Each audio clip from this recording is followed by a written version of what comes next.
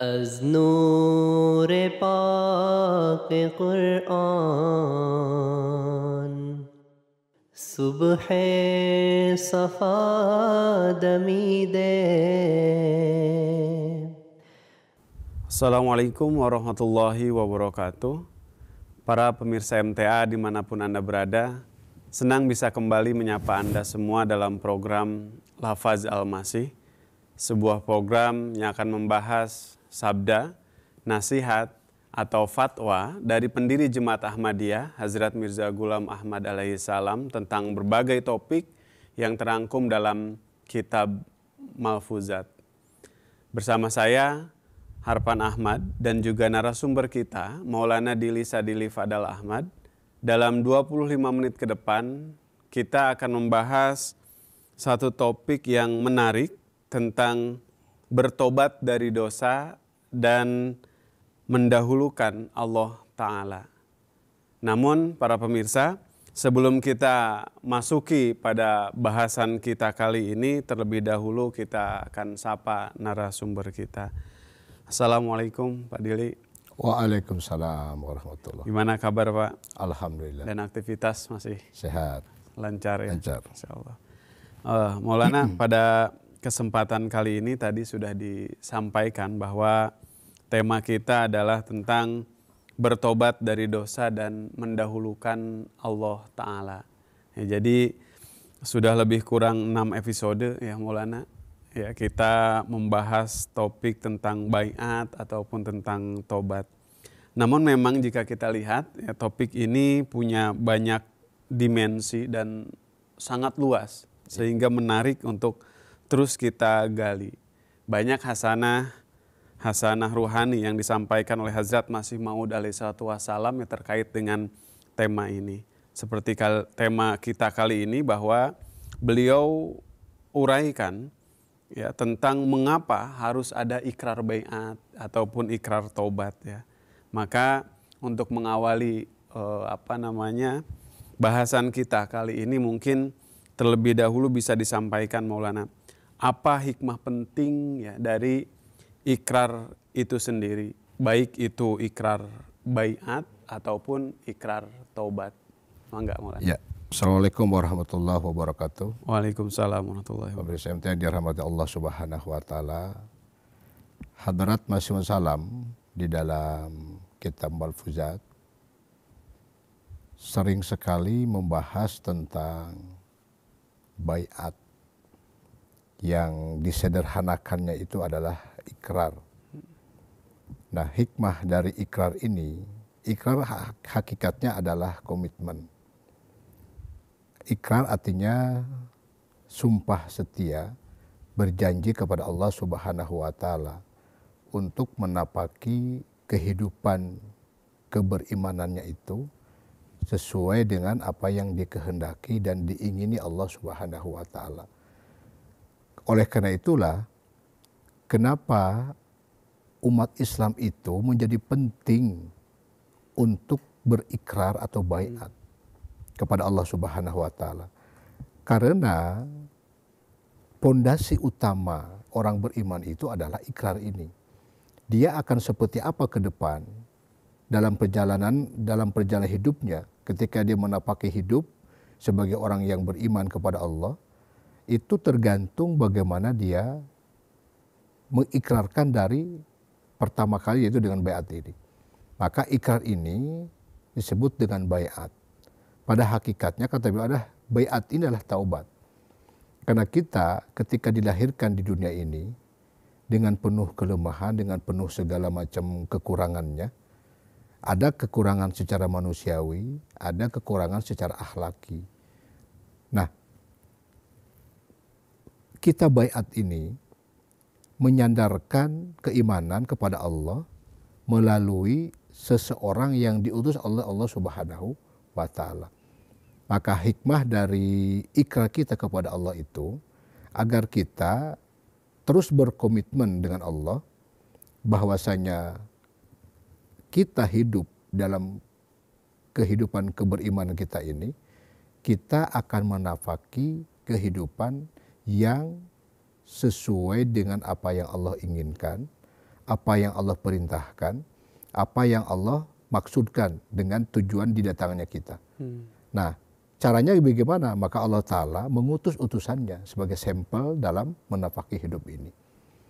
Nah, oleh karena itulah beliau mengatakan dengan ikrar ini, maka Allah Subhanahu wa Ta'ala telah menjanjikan sesuatu kepada orang ini. Bahwasanya ketika dia berdoa kepada Allah akan mengatakan ujibu da'watad da'i idza da'an. Allah akan mengabulkan setiap apa yang dia inginkannya, setiap apa yang dia serunya, setiap apa yang dia harapkan. Allah Ta'ala akan mengabulkannya bagi orang-orang yang telah berikrar, tapi dengan syarat ikrarnya ikrar yang keluar dari lubuk hati yang paling dalam, bukan hanya ucapan di mulut. Kata beliau katakan kalau hanya itu ibaratnya kulit.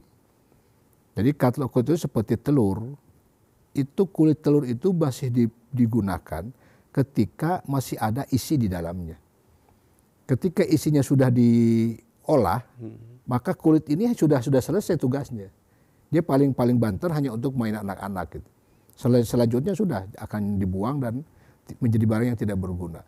Jadi kalau ikrar kita dari awal tidak sungguh-sungguh dengan Allah, tidak serius, main-main, maka nasibnya tadi akan menjadi sesuatu barang yang dicampakkan. Makanya kata Allah, dalam menyatakan baiat ini harus betul-betul keluar dari kejujuran, ketulusan, keikhlasan, dan dari kedalaman hati yang sangat sungguh-sungguh. Gitu. Iya. Jadi maknanya bahwa baiat, ikrar baiat atau ikrar tobat ini bukan perkara yang kecil ya. Tadi dalam makna sebagaimana cangkang juga kan berfungsi untuk melindungi isi. Ya, maka baiat ini juga penting. Ya, artinya bahwa proses ikrar baiat atau ikrar tobat itu tidak mudah. Nah, maka apa pandangan syariat tentang kedudukan orang yang tobat dan apa ganjaran dari tobat itu sendiri, Maulana? Kalau di dalam Al-Fujat, Hadrat Imam Mahdi alaihissalam beliau bersabda, orang-orang yang baiat dengan baiat yang hakiki, yang dalam pengertian baiat taubat, yang dikonotasikan oleh beliau adalah maut. Jadi akan melahirkan, akan menjadi lahir kembali. Gitu. Jadi ketika baiat ini dilakukan dengan benar, dengan sungguh-sungguh dan dengan kedalaman hati, maka Allah akan memberikan kedudukan yang sangat mulia kepada orang yang betul-betul bertaubat. Nah, disebut oleh beliau, kedudukan yang akan Allah berikan kepada orang taubat yang sesungguhnya itu adalah, salah satunya adalah kutbun. Kutbun itu artinya pemimpin, akan menjadi seorang yang menonjol di dalam hal ketakwaan dan keimanan. Yang kedua beliau katakan, beliau akan menjadi seorang aulia Allah, menjadi walinya Allah. Kita tahu wali itu artinya sahabat. Wali itu artinya teman akrab. Jadi bisa dibayangkan kalau kita sudah menjadi sahabatnya Allah. Nah, konotasi sahabat yang paling ideal adalah seperti mata dengan tangan. Jadi ketika tangan teriris, itu mata keluar air. Tanpa harus disuruh. Ketika mata mengeluarkan air, tangan langsung menyusut tanpa harus disuruh.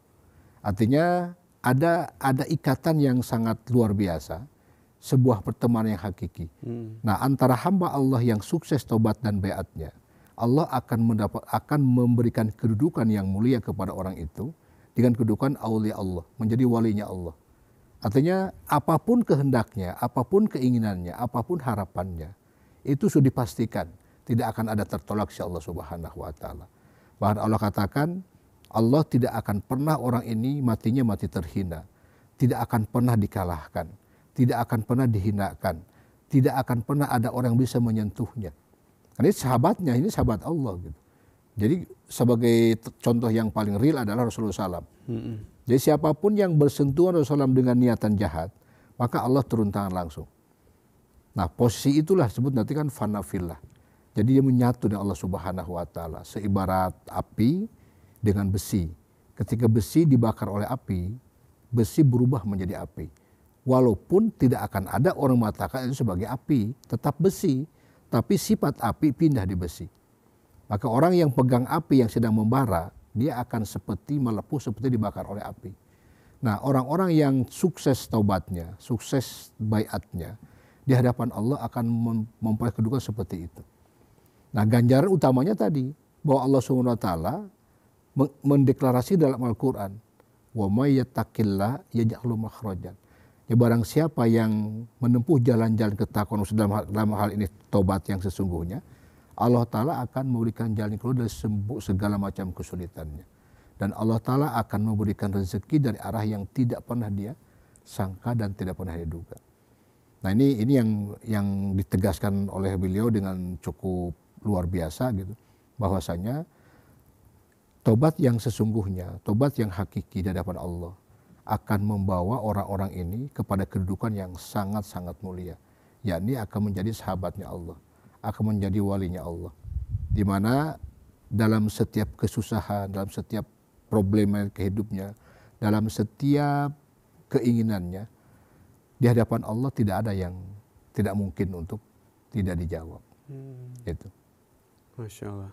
Jadi demikian luhur ya kedudukan orang yang sesungguh-sungguh dalam bertobat atau dalam baiatnya itu.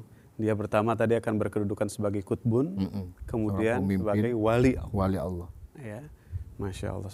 Mudah-mudahan penjelasan tadi bisa menjadi suatu trigger ya bagi kita dan juga para pemirsa di rumah untuk kemudian meluruskan kembali niat baiat dan niat tobat kita. Baik Maulana, selanjutnya adalah bahwa dalam tobat dan baiat ini ada satu fenomena ya, di mana orang itu berbaiat atau orang itu bertobat dengan berbagai motif ya. Maka bagaimana pandangan syariat terhadap hal ini Maulana?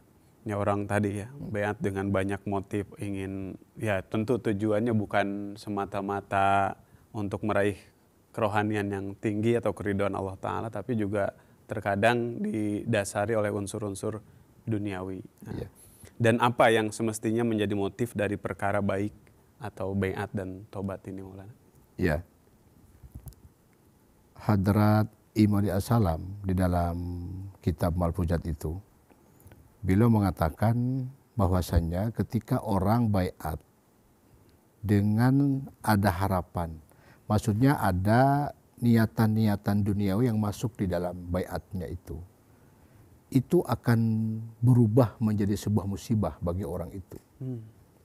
Jadi artinya jangan campuri hati kalian, kata beliau, dengan nafsu keduniaan ketika kalian menyatakan ikrar kepada Allah Subhanahu wa Ta'ala. Jadi motif utamanya harus karena Allah Subhanahu wa Ta'ala. Karena kita ini datang dari Allah, akan hidup dengan Allah, pasti akan kembali kepada Allah Subhanahu wa Ta'ala. Oleh karena itulah motifnya harus Allah, jangan lain-lain. Nah, ketika orang memutuskan baiat dengan niatan misalnya karena ingin menikah, maka Nabi katakan kan bahwasanya innamal a'malu binniyat, tergantung niatnya. Kalau dia menikah karena ingin mencari perempuan, perempuan dia akan dapat. Tapi tujuan akhrawinya dia tidak akan dapat. Nah, sama juga orang ketika mendeklarasikan baiat kepada Hadrat Imam As-Salam dengan niatan ingin punya pekerjaan, ingin menjadi orang kaya, ingin menjadi orang yang terkenal, tapi pada akhirnya orang-orang macam ini terpental dari silsilah baiatnya ini. Dan syariat mengatakan Allah sangat murka dengan orang semacam ini. Sangat tidak menyenangin orang macam ini. Dan mereka telah menuliskan takdirnya bahwasanya musibah demi musibah akan dia dapat bagi orang-orang yang telah melalui jalan baiatnya dengan motif-motif nafs atau keinginan dunianya gitu. Yang seharusnya motif baiat itu karena Allah Subhanahu wa Ta'ala. Karena kita disuruh baiat itu karena Allah. Kita baiat karena Allah. Kita datang dari Allah, kita hidup dari Allah dan kembali pun kepada Allah Subhanahu wa Ta'ala. Nah, baiat ini kalau kita analogikan seperti pisau dengan dua mata, atas dan bawah. Jadi orang-orang yang baiat ke dalam jemaat tetapi berkhianat dan melenceng dari tujuan hakiki dari baiatnya itu, dia akan teriris dengan tajamnya pisau baiat ini. Orang-orang di luar yang tidak mau baiat tetapi menentang kehadiran daripada utusan Tuhan ini, itu terlebih-lebih dia akan mendapatkan hukuman yang lebih dahsyat daripada Allah Subhanahu wa taala. Tapi yang dikhawatirkan itu justru orang yang dalam. Artinya sudah dia rugi dua kali. Sudah dimaki-maki orang, sudah dikucilkan orang, sudah dimusuhi orang. Di dalam dia tidak diakui. Gitu. Bahkan tercabik-cabik juga kata Allah. Dan Allah tidak mengharapkan orang semacam ini. Dia telah menakdirkan dirinya untuk mendapatkan musibah demi musibah, kata beliau. Seperti itu. Oh iya, jadi ini satu hal yang penting juga untuk dicatat bahwa semestinya satu-satunya motif ya untuk kemudian kita memperbaiki diri ya, kemudian meniti jalan kerohanian itu adalah semata-mata untuk Allah Subhanahu wa taala, atau tadi Allah demikian murka terhadap orang-orang yang kemudian mencari atau tujuan-tujuan lain ya dari perjalanan kerohaniannya. Baik Maulana, selanjutnya di awal tadi ya sudah disampaikan bahwa baiat ya, atau tobat ini adalah perkara besar dan penting. Namun tetap saja ya, terkadang orang-orang itu menunjukkan sikap inkonsistensi dalam ucapan ataupun dalam amalan mereka. Maka bagaimana ya pandangan Hazrat Masih Maud alaihi salatu wassalam terhadap orang-orang seperti ini? Atau adakah nasihat dari beliau? Ya. Jadi beliau berpesan khusus kepada orang-orang yang telah menyatakan diri baiat. Dan tadi tentu di dalam perjalanannya banyak sekali orang-orang yang baiat kepada beliau. Di awal komitmen untuk melaksanakan seluruh apa yang diinginkan Allah lewat Rasulnya, tapi di perjalanan ada sesuatu yang dia langgar. Maka beliau berpesan, jangan jadikan baiat ini sebagai sebuah permainan. Kenapa? Karena baiat ini hakikatnya amanat Allah Subhanahu wa taala yang sangat dititipkan kepada kita. Jadi kalau analoginya gini kata beliau, orang yang baiat itu seibarat orang yang naik perahu. Di mana perahu ini dibangun langsung dan dijalankan langsung oleh Allah Subhanahu wa taala. Sebagaimana beliau kata, aku dapat wahyu dari Allah taala. Ista'il fulka bi ayunina wa wahayna. Aku telah diutus oleh Allah di dunia ini untuk mendirikan sebuah bahtera. Yang bahtera ini dibangun atas perintah Allah, dijalankan dengan perintah Allah, dan diawasi dengan penguasaan Allah Subhanahu wa taala. Ya, artinya ketika orang baiat di sini main-main dalam baiatnya, seperti mereka, seperti orang yang menumpang perahu. Tapi tadi dia berada di pinggir. Jadi ketika ada gelombang dia mental. Jadi akan tergilas dengan dahsyatnya gelombang lautan. Nah, orang-orang yang baiat tidak konsisten dengan apa yang dia ikrarkan tadi. Kita punya 10 syarat baiat yang sangat luar biasa, yang harus kita jaga sekuat tenaga, harus kita ingat akan menjadi zikir harian, agar kita tidak menjadi orang-orang yang akan digilas dengan dahsyatnya azab Allah Subhanahu wa taala. Tadi seperti orang naik perahu, dia loncat dari perahu itu. Dengan niatan gini, kan ada orang yang punya analoginya begini, saya tidak mampu nih, daripada saya merusak penghuni perahu ini, lebih baik saya keluar saja dari ini. Jadi pilihannya konyol kan, harusnya dia memperbaiki diri. Kalau ada di pinggir, dia maju-majulah ke tengah gitu. Dia mepet-mepet ke orang-orang yang punya kekuatan di dalam. Ini bukan dia malah semakin minggir, bahkan sampai di ujung, sehingga begitu gelombang datang dia mental.